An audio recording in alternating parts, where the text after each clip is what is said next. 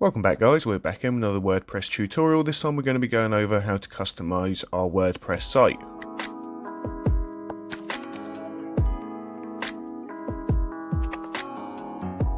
So there's lots of customization options, so I'll use two sites in this case just because they're going to have different options of how to customize and we can go through more of them.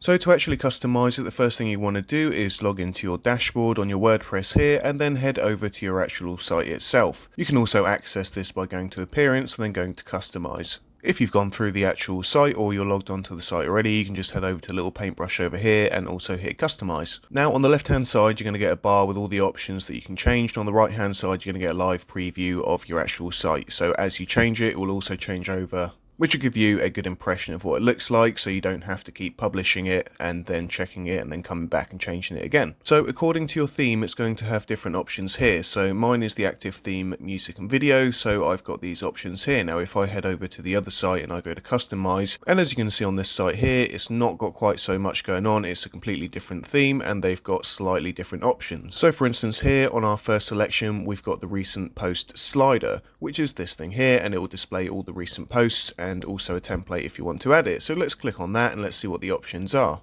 Here we can choose to activate the recent posts on the home page or activate on all pages without the home page. You can also add how many recent posts you got on there, so that's very easily configurable. I won't go into much detail on everything apart from things that I think will occur on most themes, because obviously you might just not have it, you might just not have a recent post slider. And much like that, you can now use all of this to customize your site. With the content options here, you can choose how many columns are in your home page, the max content width, and then if we head back again we can check the site identity, which you're always going to have with a theme here, because that's going to display your site title, which is here, and your tagline underneath. Now if you wanted to add the tagline, simply what you got to do is just type something in and you'll see that it appears here.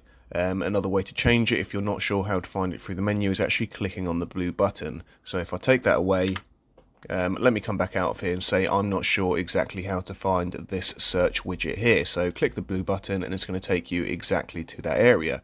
It's in the menu of sidebar and it's the search sidebar here. So through site identity you can also add your logo here. Up on the top you can select a logo and you can also add one, so when people search it'll be your site icon and it will display in the address bar. So as I start to type in the address here, you see JDog and you can see the little site icon there on the left. You can also select a logo this way. If we just pop one of the, put this logo on for now, just temporarily. Let's just put the JDog and crop it, and we'll do a crop image. And now you can see on the top right we have our logo. You can of course change this and you can crop the image larger or smaller. I'm just going to remove it now. Now if we head down, you can do your colors, and obviously through the customization you can actually change all the colors. You can change the pictures, the way that some buttons display. So let's go through colors now, and you can see that we can choose the header text color here or the background color.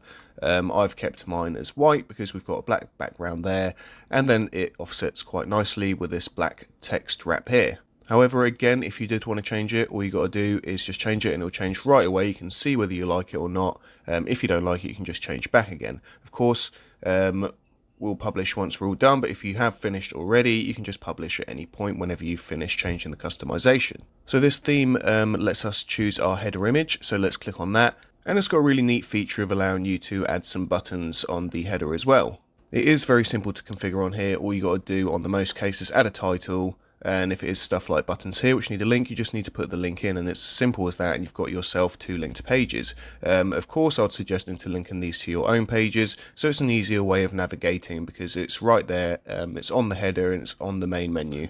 And of course you can actually change the image itself, the image height and the image position. Now you will find background image as an option on pretty much all of the themes because people would like to change their background. So let's say for some reason we want to change it to lots of our logos running through the back of it. We can do that and you can see straight away we've got lots of logos. But you know, you can make this really nice. You can choose some really nice patterns that will go like that. And you can also change the image size. So you can do a fit to screen if it's a really nice large image of good quality, or fill screen. So let's just click that and you can see obviously this one's just a logo.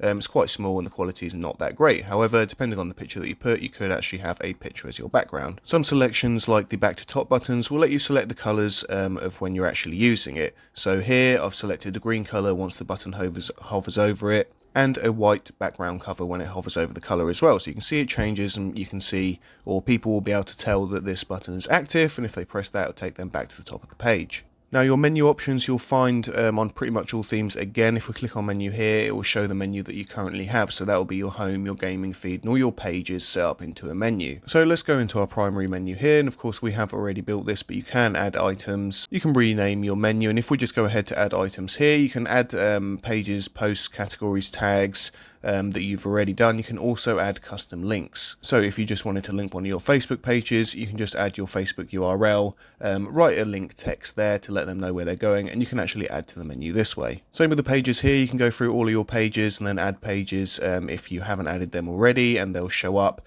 And you can also press add here and go ahead and add a new page. Similarly with the posts as well, and same with the categories. So with your menu options here, you can set it up whilst watching a live preview, because you can also do this through your WordPress on the main dashboard. However, you don't get to see it, and you have to keep checking your site and then coming back. So this is a much better way, especially if it's much easier if you already created your pages, to actually come on here and set them up. You can see the buttons coming up sort of live in front of you and seeing if they work nicely. If you don't like them, you can then reorder it or get rid of some menus, or you can even delete the whole menu itself. Widgets, I won't go into widgets too much because we do have another video on this, so just head over there to check it out if you don't know much about widgets and you would like to learn more. However, fairly easy. On every theme you have areas where you can add your widgets. They're not always in the same area, so on this site we've got the sidebar and we've got 4 footer options. However, if we come over to here and check out the widgets, you're going to see we've only got one default sidebar on this theme. And again, your homepage settings, you are going to get this on most themes. And it's an easier way of setting your homepage and your post page, because as you might have seen in another video of mine before, usually you'd have to go through settings and then reading, and then you normally have to set it up this way. But you can also do it through customizing it on the actual page itself. So you can see here it's got all of our pages, and I've set home as our home page. However, you can select any page that you want as your home page, and then you can post the post page, so all of your blogs or posts will get put up on that page. Now that we've covered most of the customization points on this site, let's head over to the other site and check any other options that they have. And it looks like we have the options that we've already gone through already, and they're pretty much your standard options that you're going to get here. So of course you're going to need your site title and tagline and logo like we saw before. And you can set this up in exactly the same way. One of the buttons that are a bit different here is the theme options. And you can see that we have background audio and other MISC options. Here you can actually select a file to play in the background as people are viewing your site, and it might just help if you're trying to set up a certain theme or a feel for your site. It's got a few other options in the MISC options here, like show blog author link, show blog dates and comment link, and show post feature images. So you can check or uncheck these depending on what you want.